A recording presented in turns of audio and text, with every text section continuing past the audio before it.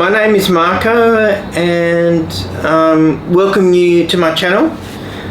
I'm letting you know that a few years ago I did videos on rational argumentation, but I lost interest in what I really believe to be right and stopped making videos on the distinction between what is rational and what is not rational.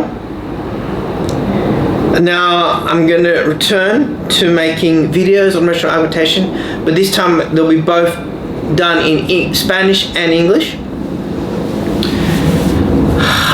I've realized that we live in a society where many people act purely on instinct or predominantly on instinct and don't go through processes of rational deliberation prior to making an important decision. During the time when I was pretty much sleeping, I realized that one of the best ways to help society in general is to promote processes of deliberation that are rational in people's lives. So I'm going to continue on with videos that cover the issue of rational argumentation, but with a different name. The previous name was The Third Perspective. Now I'm changing the name to The Mirror of Reality. The Mirror of Reality follows the same format as The Third Perspective. 1, we have an introduction with a theme. 2, we have slides which address the theme. The slides consist of various aspects that help us to understand our theme. The third part consists of analysis of a test case, and we use our key issues to reach a conclusion regarding this test case and our theme in general. Today's theme is deliberation. According to my point of view, we have two categories of your average person. The first category is a person who's open-minded. This person sees outside of himself, he looks at his past errors and is willing to make the necessary adjustments to correct those errors. This person sees a truth that exists outside of him and is willing to work for the improvement of his character and for the common good of society. The next category is completely different. This category of a person is someone who's like a robot. A robot is programmed to think one way and only acts one way.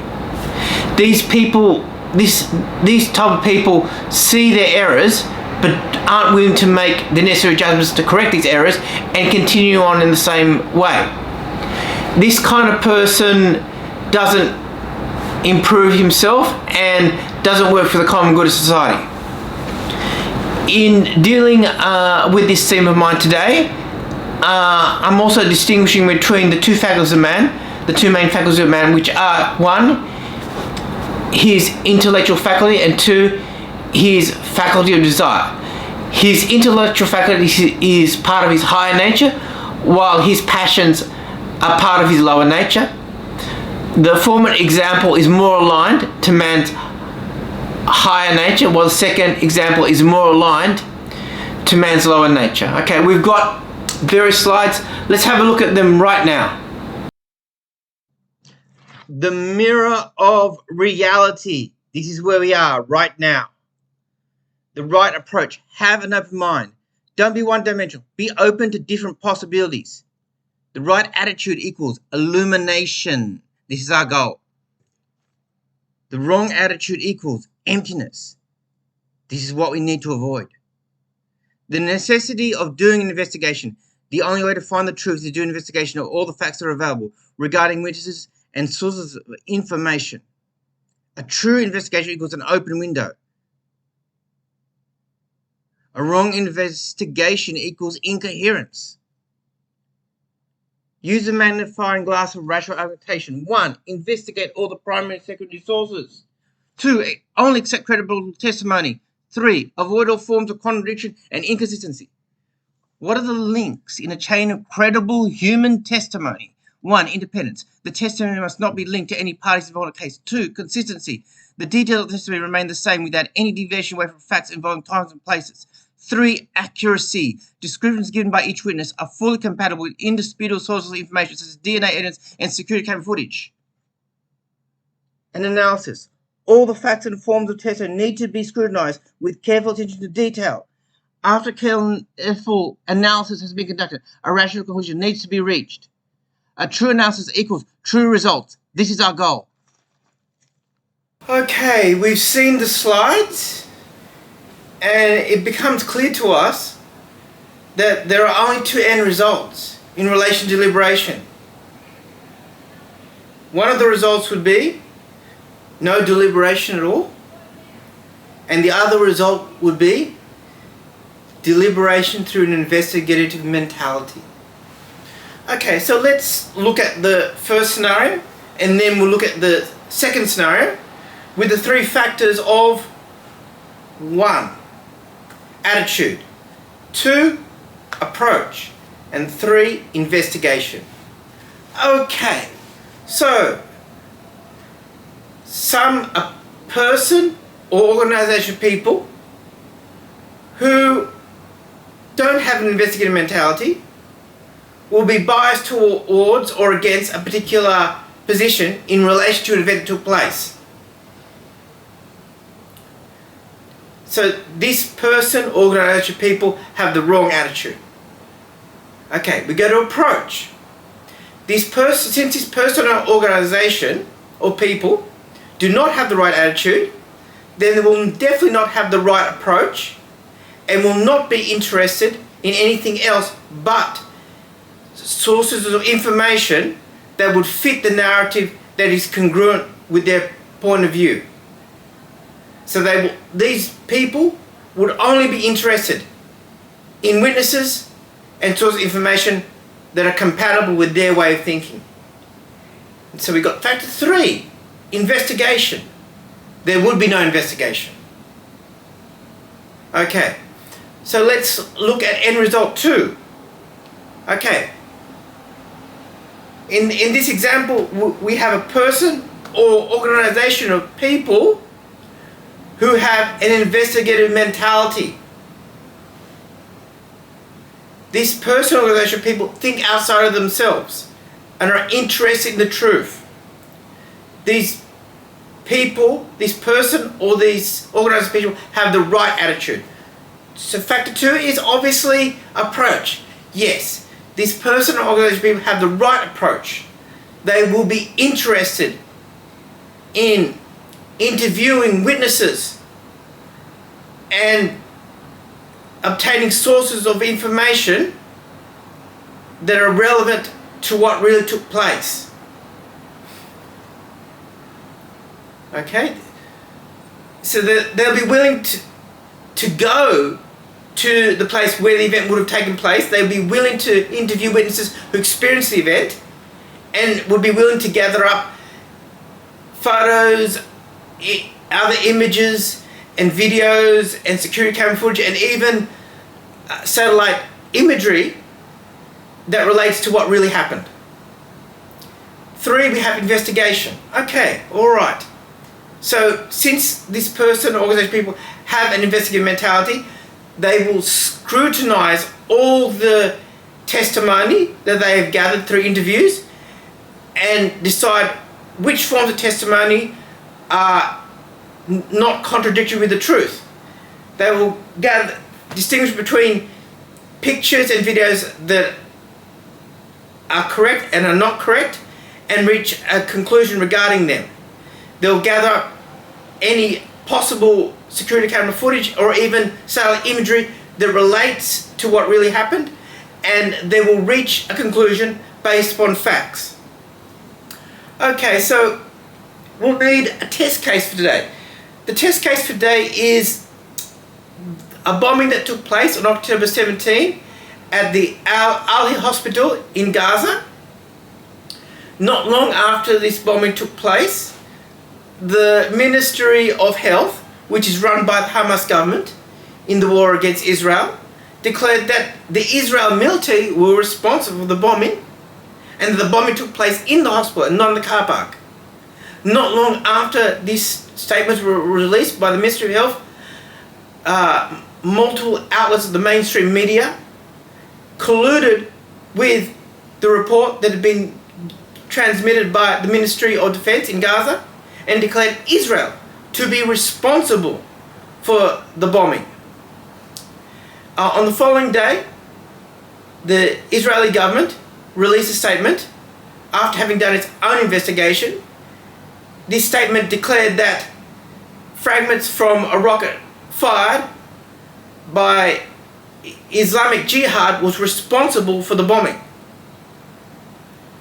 Okay, so a question be asked. Who would be a credible source of testimony? Who would be a credible source of truth in relation to what happened? I've decided to go to the organization who are called Human Rights Watch. I've read multiple articles, obviously, multiple articles on this bombing. So there are quite a few articles relating to it.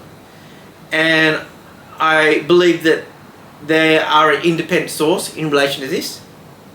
Okay, so let's examine Human Rights Watch in relation to the three factors, which are attitude, approach, and investigation. Okay, so the question is asked, does Human Rights Watch have the right attitude? And my answer is yes. Human Rights Watch have conducted their own investigations into activities that have been conducted by both the Israeli Armed Forces and Hamas in Gaza, and they've reached the conclusion that both the Israeli Armed Forces and Hamas are guilty of violations against international humanitarian law. So Human Rights Watch is independent. They have the right attitude. Okay, 2. Does Human Rights Watch have the right approach? And I say yes.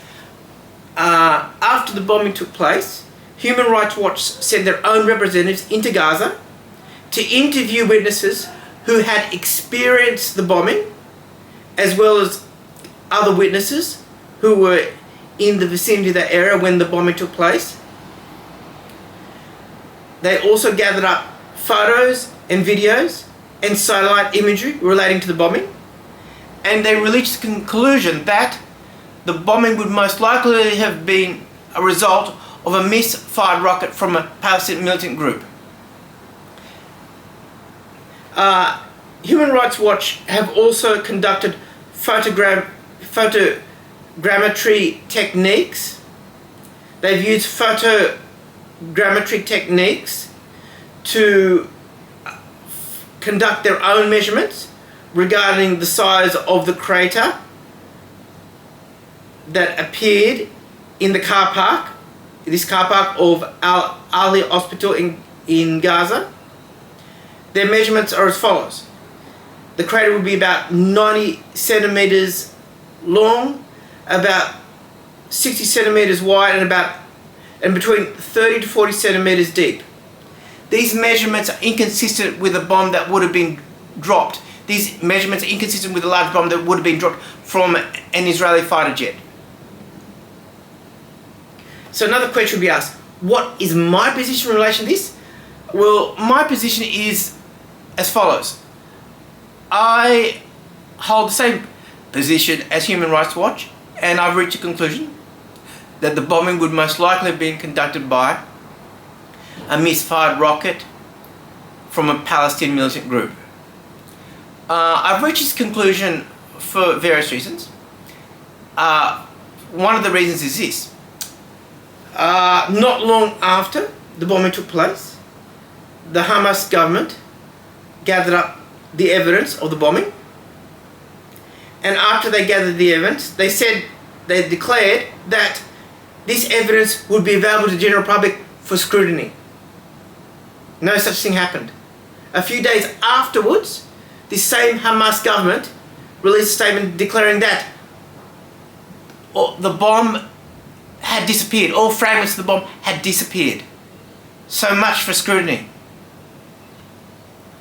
Also, the Hamas government and their spokespersons have a history of saying one thing to the Western English-speaking media and another thing to the Arab media.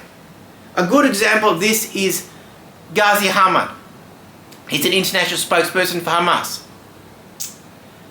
in an interview with the BBC, he declared that the October 7th terrorist attack on the kibbutz Kfar Aza in Gaza that killed 1,200 innocent Israeli civilians was a military operation that had no intention of or desire of killing innocent Israeli civilians. Well, after the BBC reporter raised the issue of innocent civilians being killed while they were sleeping, Ghazi Hamad left the interview and refused to cooperate with the reporter. So much for transparency. Well, this same Ghazi Hamad declared on an interview with Memory Television in Lebanon that Hamas were ready and willing to repeat the Al-Aqsa flood operation of October 7 again and again until Israel was annihilated. Okay, so we have the reality of Hamas. Hamas and its spokespersons want to create a favourable image of Hamas to the Western English-speaking media, but they're open and honest about their genocidal intentions to the Arab media. Hamas want to kill every single Jew and eradicate the state of Israel. This is the truth. Okay, I hope you enjoyed this video. All the best.